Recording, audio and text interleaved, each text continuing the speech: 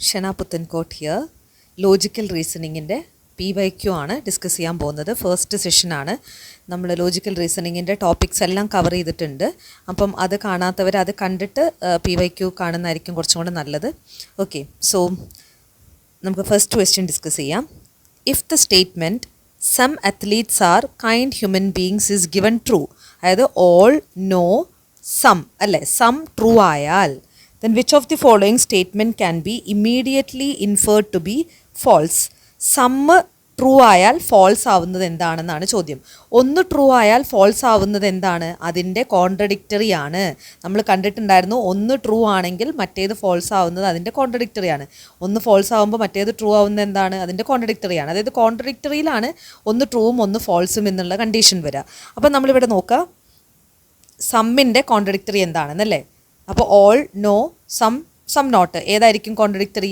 സമ്മിൻ്റെ contradictory നോയാണ്. അതായത് ഒരു square വരയ്ക്കുമ്പോൾ സ്ക്വയറിൻ്റെ ഏറ്റവും മുകളിലെ രണ്ട് കോർണറിൽ എന്താ വരയ്ക്കുക നമ്മൾ? ഓളും നോയും.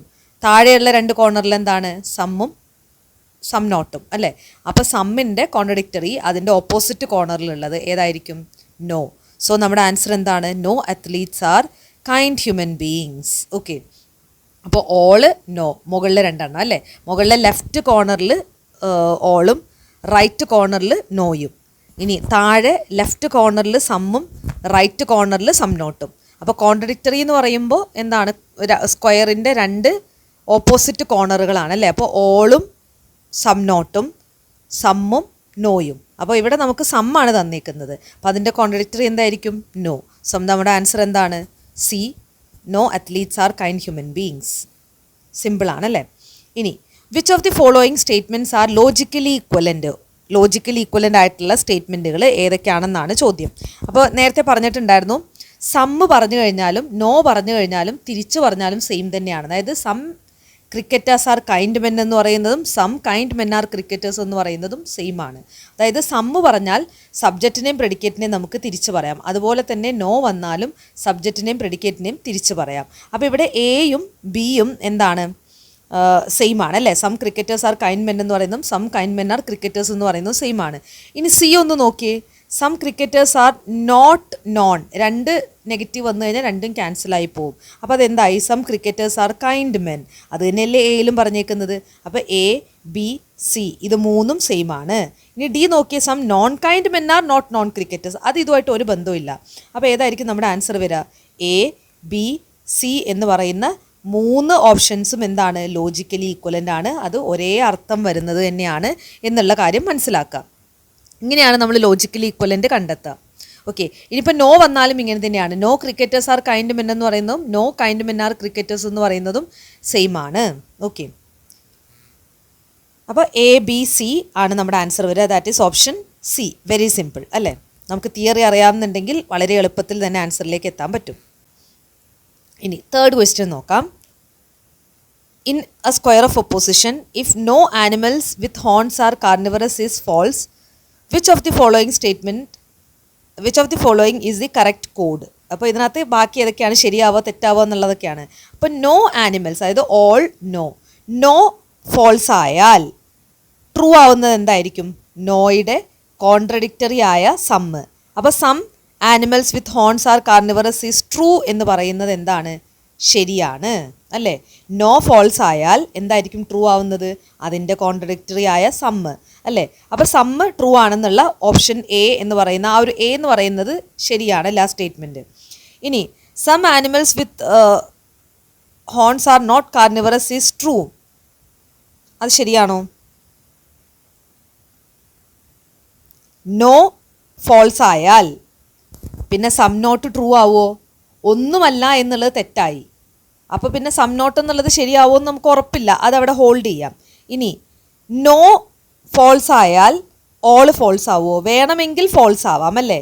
നമ്മൾ നേരത്തെ പറഞ്ഞിട്ടുണ്ട് ഓളിനും നോയ്ക്കും ഒരുമിച്ച് വേണമെങ്കിൽ ഫോൾസ് ആവാം. ഇനി all the animals with horns are carnivorous is undetermined. Undetermined എന്ന് പറഞ്ഞാൽ വേണമെങ്കിൽ.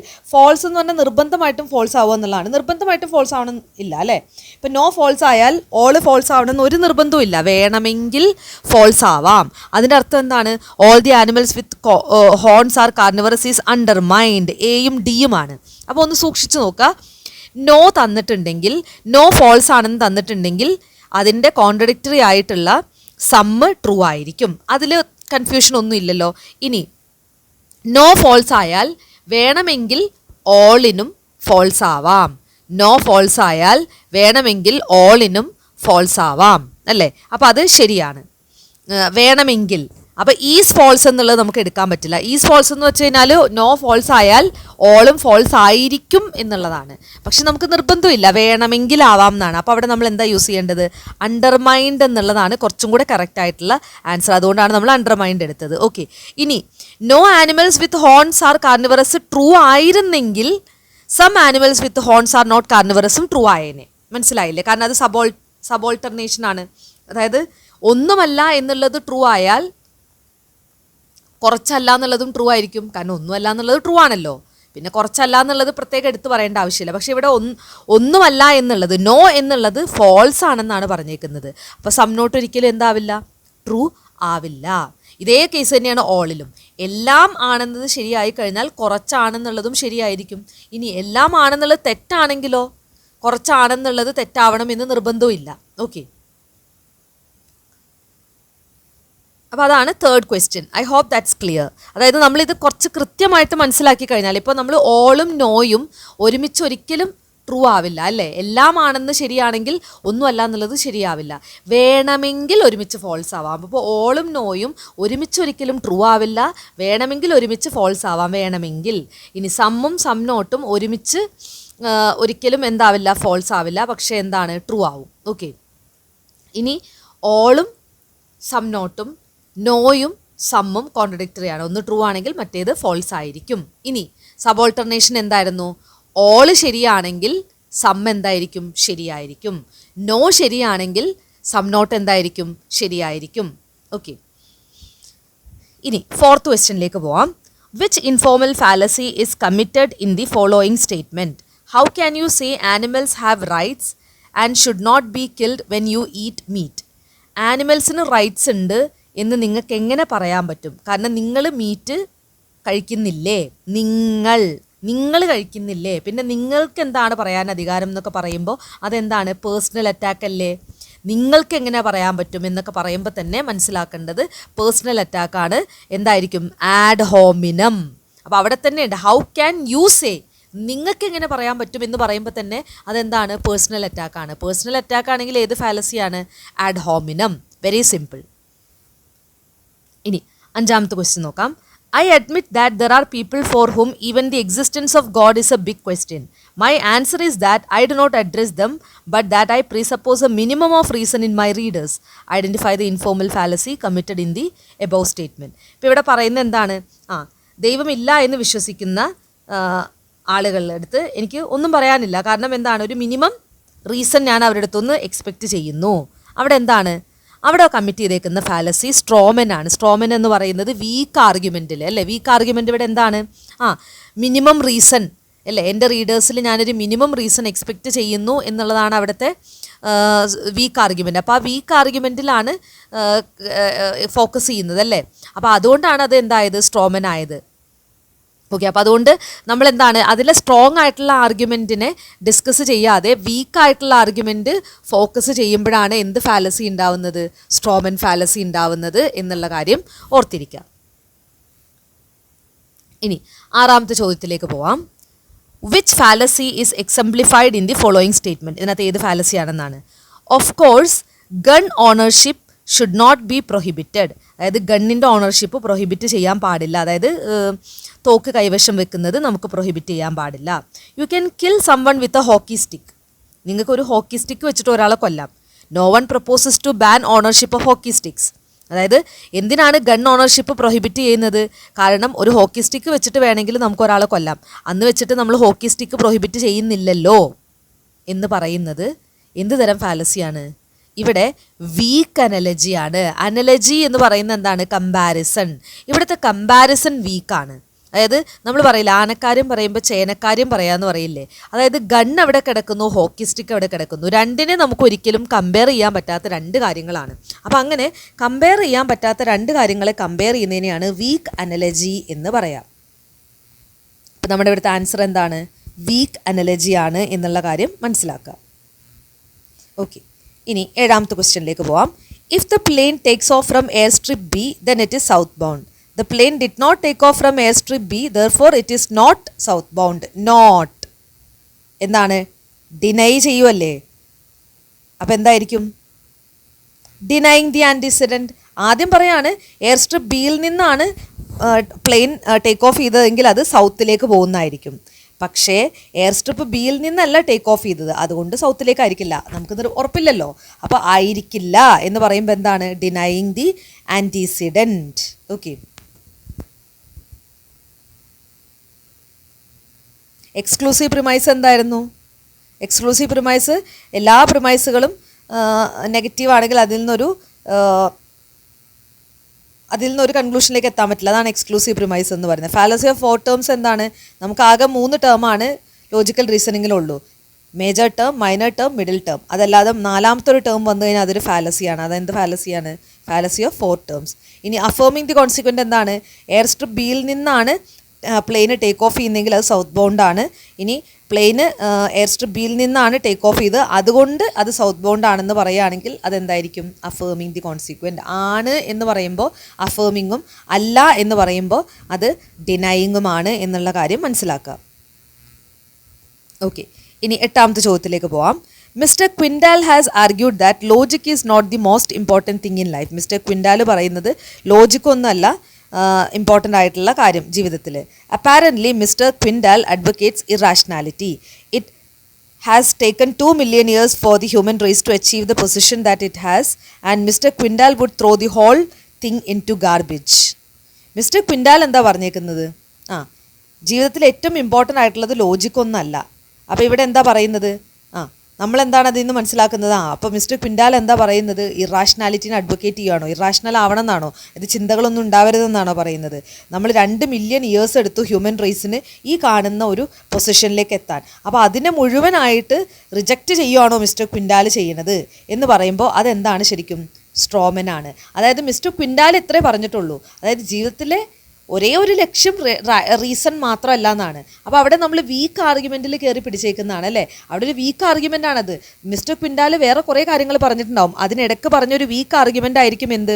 ഈ പറയുന്ന ലോജിക്ക് മാത്രമല്ല ഇമ്പോർട്ടൻ്റ് ആയിട്ടുള്ള കാര്യം എന്ന് പറയുന്ന ഒരു വീക്ക് ആർഗ്യുമെൻ്റ് ആണ് അല്ലേ. അപ്പോൾ ആ വീക്ക് ആർഗ്യുമെൻറ്റിനെ കൂടുതൽ ഫോക്കസ് ചെയ്ത് മുന്നോട്ട് പോകുന്നതിനെയാണ് നമ്മൾ സ്ട്രോമൻ ഫാലസി എന്ന് പറയാം. ഓക്കെ, 9th ക്വസ്റ്റ്യനിലേക്ക് പോവാം. Identify the formal fallacy committed in the following argument. All household pets are domestic animals. No unicorns are. Unicorn എന്ന് കാണുമ്പോൾ തന്നെ എക്സിസ്റ്റ് ചെയ്യാത്ത ഒരു സാധനമാണ് അല്ലേ. ഇതുവരെ എക്സിസ്റ്റ് ചെയ്യാത്തതാണ്. അപ്പോൾ എന്ത് ഫാലസിയാണ്? Existential fallacy. എക്സിസ്റ്റ് ചെയ്യാത്ത ഒരു കാര്യത്തിനെ വെച്ചിട്ട് നമ്മളൊരു കാര്യം പ്രൂവ് ചെയ്യാൻ ശ്രമിക്കുകയാണെങ്കിൽ അതിനെയാണ് എക്സിസ്റ്റൻഷ്യൽ ഫാലസി എന്ന് പറയാം. നമ്മൾ മുന്നേ കണ്ടിട്ടുണ്ട് അല്ലേ. എക്സിസ്റ്റ് ചെയ്യാത്ത ഒരു കാര്യത്തിനെ വെച്ചിട്ട് നമ്മളൊരു കാര്യം പ്രൂവ് ചെയ്യാൻ ശ്രമിക്കുകയാണെങ്കിൽ അതെന്താണ്? Existential fallacy.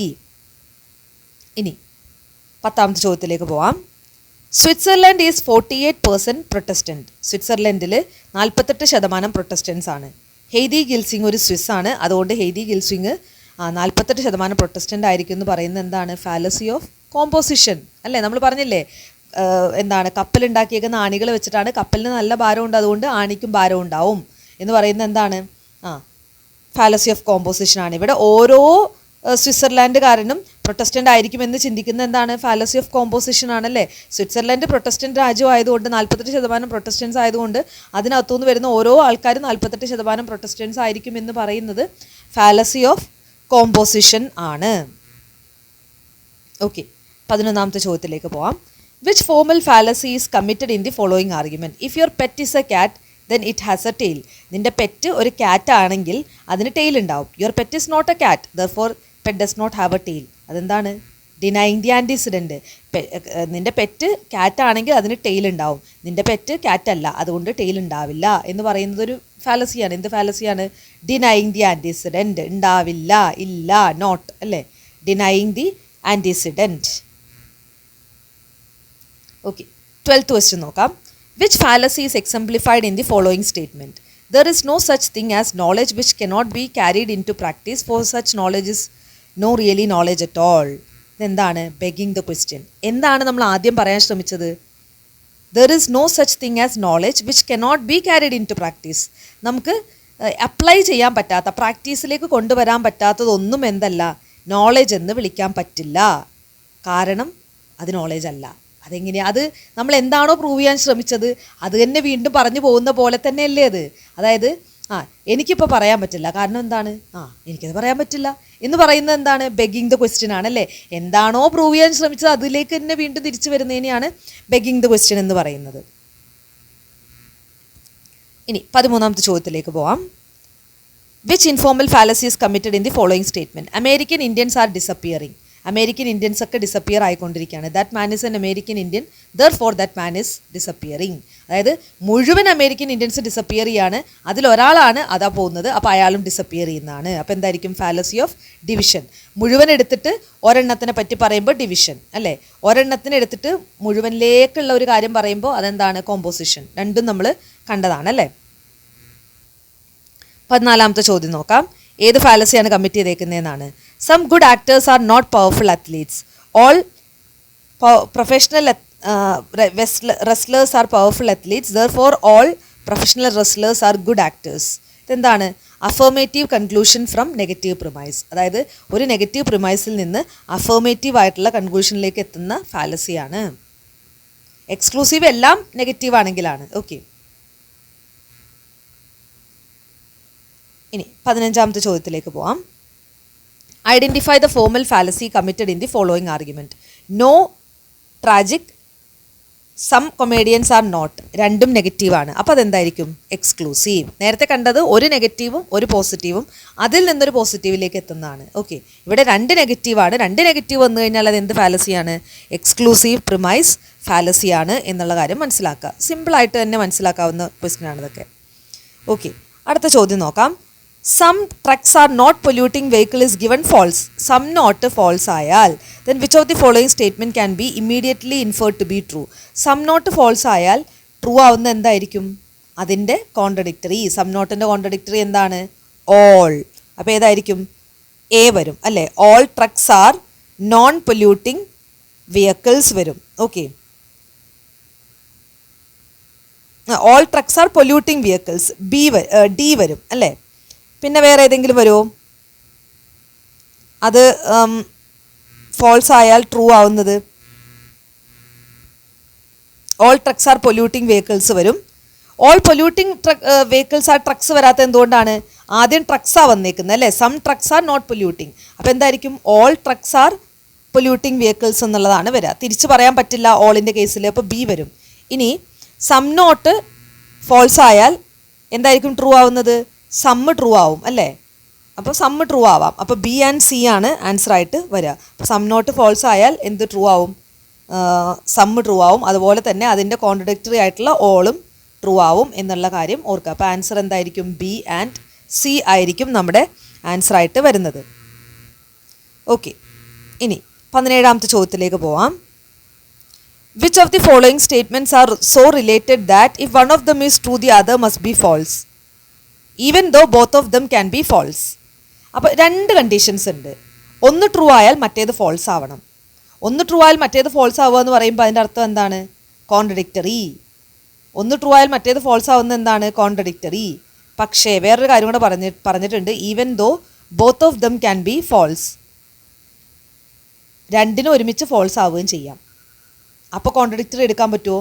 കോൺട്രഡിക്ടറിയുടെ കേസിൽ ഒരിക്കലും രണ്ടിനും ഒരുമിച്ച് ഫോൾസ് ആവാൻ പറ്റില്ല. ഒന്ന് ട്രൂ ആയാൽ മറ്റേത് ഫോൾസ് ആയിരിക്കണം അല്ലേ. അപ്പോൾ കോൺട്രഡിക്ടറി അല്ല. നമ്മൾ ആദ്യത്തെ ആ സ്റ്റേറ്റ്മെൻറ്റ് കാണുമ്പോൾ if one is true the other must be false എന്ന് പറയുമ്പോൾ നമ്മൾ വിചാരിക്കും ഓക്കെ കോൺട്രഡിക്ടറി. ഒരെണ്ണം കൂടെ പറഞ്ഞിട്ടുണ്ട് even though both of them can be false. പക്ഷേ വേണമെങ്കിൽ രണ്ടിനും ഒരുമിച്ച് ഫോൾസും ആവാം. അപ്പോൾ അത് കോൺട്രഡിക്ടറി അല്ല. അപ്പോൾ രണ്ടും ഒരുമിച്ച് ഫോൾസ് ആവാൻ പറ്റുന്ന സിറ്റുവേഷൻ ഏതൊക്കെയാണ്? രണ്ടും ഒരുമിച്ച് ഫോൾസ് ആവാൻ പറ്റുന്ന ഓളിനും നോയ്ക്കുമാണ്. അപ്പോൾ അതായിരിക്കും ആൻസർ. വ്യത്യാസം മനസ്സിലായി? ഞാൻ ഒന്നുകൂടെ പറയാം. ഒന്ന് ട്രൂ ആയാൽ മറ്റേത് ഫോൾസ് ആവുക എന്ന് പറയുമ്പോൾ അതെന്താണ്? കോൺട്രഡിക്ടറി ആണ്. ഒന്ന് ട്രൂ ആയാൽ മറ്റേത് നിർബന്ധമായിട്ട് ഫോൾസ് ആയിരിക്കണം. ഒന്ന് ട്രൂ ഒന്ന് ഫോൾസ് അങ്ങനെ തന്നെ ആയിരിക്കണം. പക്ഷേ ഇവിടെ രണ്ടാമതൊരു കേസും കൂടെ പറഞ്ഞിട്ടുണ്ട്. രണ്ടിനും വേണമെങ്കിൽ ഫോൾസ് ആവാം. അപ്പോൾ അത് കോൺട്രഡിക്ടറി അല്ല. രണ്ടിനും ഒരേ സമയത്ത് ഫോൾസ് ആവാൻ പറ്റുന്നത് ഏതാണ്? കോൺട്രറി, അതായത് ഓളും നോയും. സോ അതാണ് ആൻസർ. സിമ്പിൾ. ഓക്കെ, ഇനി 18ാമത്തെ ചോദ്യത്തിലേക്ക് പോവാം. No one has shown that Mars was not created by aliens, therefore Mars is actually created by aliens. ഇത് നമ്മൾ മുന്നേ കണ്ടതാണ്. അതായത് ഒരാൾക്കത് പ്രൂവ് ചെയ്യാൻ പറ്റിയിട്ടില്ല എന്നുള്ളത് കൊണ്ട് അത് ശരിയാവണമെന്ന് നിർബന്ധമില്ല. ഒരാൾക്ക് തെറ്റാണെന്ന് പ്രൂവ് ചെയ്യാൻ പറ്റാത്തത് കൊണ്ട് അത് ശരിയാണെന്ന് പറയാൻ പറ്റില്ല. അതെന്താണ്? അപ്പീൽ ടു ഇഗ്നറൻസ് ആണ്. ഇപ്പം എനിക്ക് ദൈവമില്ല എന്ന് പ്രൂവ് ചെയ്യാൻ പറ്റിയിട്ടില്ല, അപ്പോൾ അതുകൊണ്ട് നിങ്ങൾ പറയാണ് ദൈവമുണ്ട്. അതെന്താണ്? Appeal to ignorance. ഇനി 19ാമത്തെ ചോദ്യം നോക്കാം. Of course XYZ party is going to sweep the polls in the coming election. Everybody is saying so. എല്ലാവരും അങ്ങനെ പറയുന്നുണ്ട്. അതെന്താണ്? Appeal to majority. ഒരു കാര്യം നമ്മൾ വിശ്വസിക്കുന്നു, എന്തുകൊണ്ട്? എല്ലാവരും അങ്ങനെ പറയുന്നു. അപ്പോൾ അതെന്താണ്? Appeal to people, appeal to majority എന്നൊക്കെ പറയുന്നതാണ് ആ ഫാലസി. ഇനി 20ാമത്തെ ചോദ്യത്തിലേക്ക് പോവാം. If the statement all saints are materialist is given true, which of the following statement can be immediately inferred to be true? All true ആയാൽ true ആവുന്ന എന്താണ്? അതിൻ്റെ സബോൾട്ടർനേഷൻ. അതിൻ്റെ സബോൾട്ടർനേഷൻ എന്താണ്? സം. സിമ്പിൾ. ബി ആണ് ആൻസർ വരിക അല്ലേ. All true ആയാൽ ട്രൂ ആവുന്ന എന്താണ്? അതിൻ്റെ സബോൾട്ടർനേഷൻ. നോ ട്രൂ ആയാൽ എന്തായിരിക്കും ട്രൂ ആവുക? സം നോട്ട് ട്രൂ ആവും അല്ലേ. ക്ലിയർ ആണല്ലോ? I hope that's clear. Thank U.